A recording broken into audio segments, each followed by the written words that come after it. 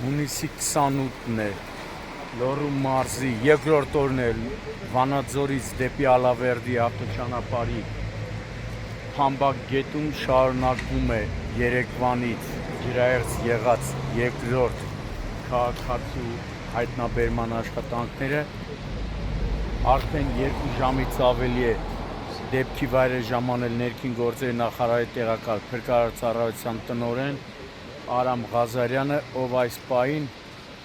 նշված վայրում ստեղծած շտաբում խորհրդակցություն է անցկացնում փրկարարծառայության տնօրենի տեղակալ Արսեն Մկրտչյանի,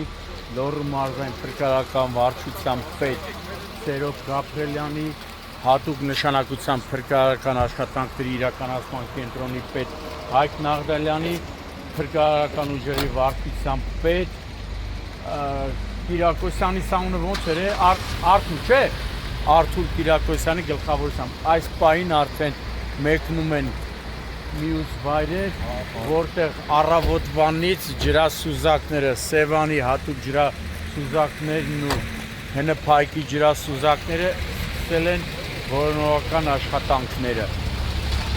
Կան նաև մեծ թվով կամավորներ, համայնքային ոստիկաններ, ոստիկանության գուգարկի բաժնի պետն է այստեղ, իդեպ հենց երեկվանից, Մելինե Երշատյանը երեկվանից, գուգարկի բաժնի պետը, Տարոնի բաժնի և որ գուգարկներ, Տարոններ և բազումի բաժնի պետերը երեկվանից իրենց աշխատողներով նույնպես մասնակցում են որոնողական աշխատանքներին։